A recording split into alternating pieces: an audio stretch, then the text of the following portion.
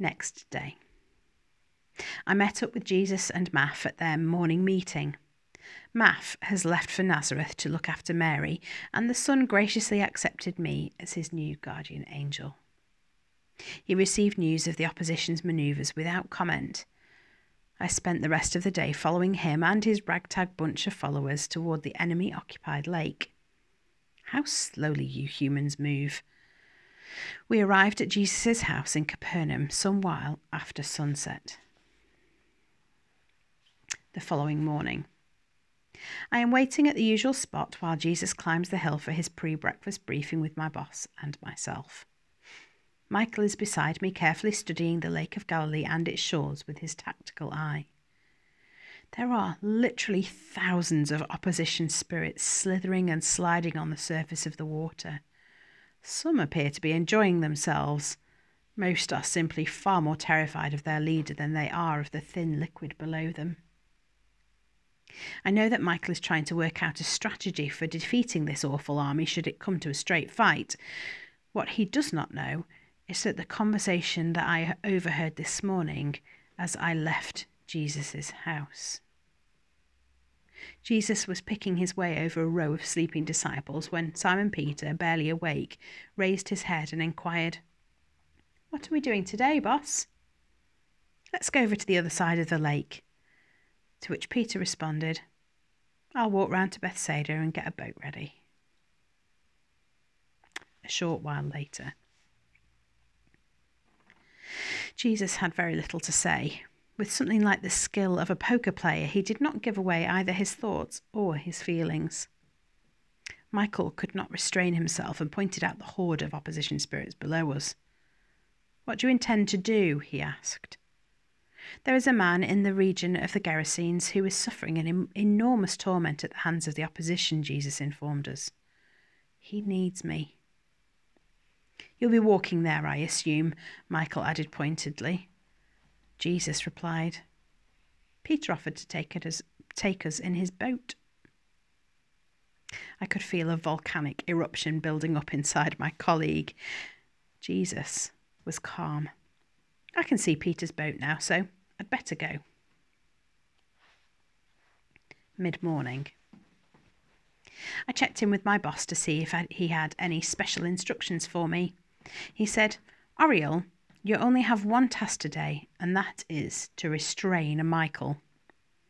Once I've discovered that there was no alternative but to row into Lucifer's trap, I found myself caught in an unexpected dilemma.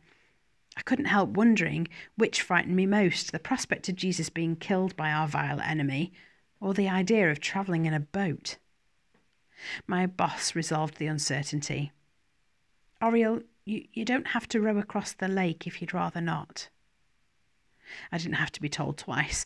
Michael and I have taken up a position at a safe altitude directly above the lake. Jesus, Simon, Peter, and a few others are just climbing aboard their wobbly wooden craft. Here goes. Later. There is an eerie strangeness below us. Simon, Peter, Andrew, John, and James are slowly pulling the small boat across a lake that is crowded with opposition spirits, but the opposition are putting up no resistance whatsoever. As the tiny ship approaches them, they move quietly aside to let it through. The 4 disciples are entirely unaware that they are rowing through a dark forest of evil. To them, it is a calm and sunny day. Michael is gasping in silent disbelief. It seems to me that the tension of this standoff is winding tighter and tighter with every stroke of those silly wooden oars. I can only imagine that when they reach the centre of the lake, all hell will quite literally be let loose.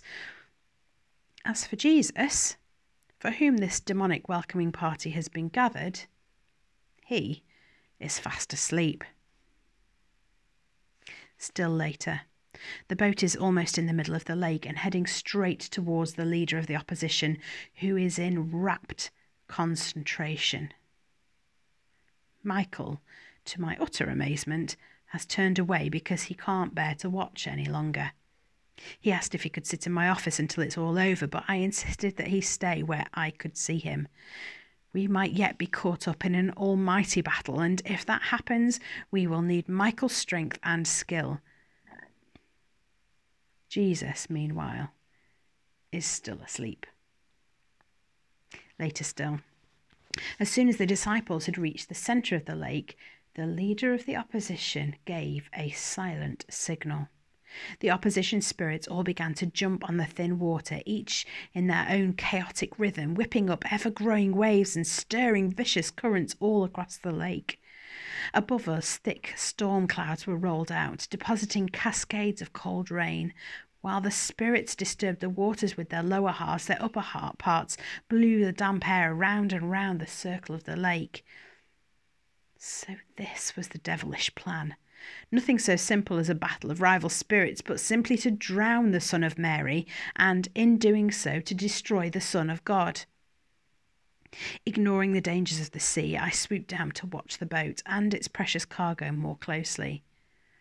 I've come to learn something of these strange fisher folk and their great skill on the water. I saw at once that this evil storm was far beyond their knowledge and strength. The timbers of their fishing boat creaked under the blast of successive waves and were approaching the point where they would crack and then break apart. The only thought in the minds of the 4 fishermen was death.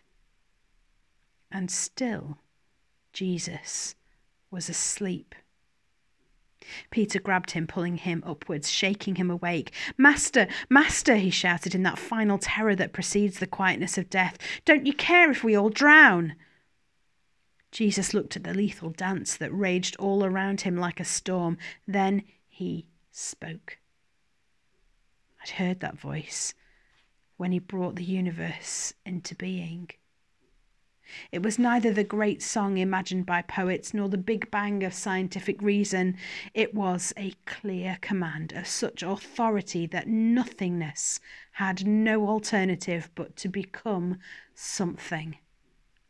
In comparison with that day, his voice was as calm as a man asking his wife to pass the salt.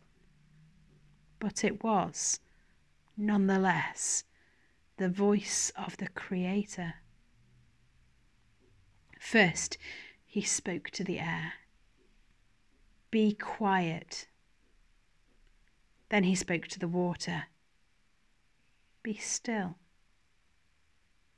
Once again, creation had no option but to obey the voice that brought it into being.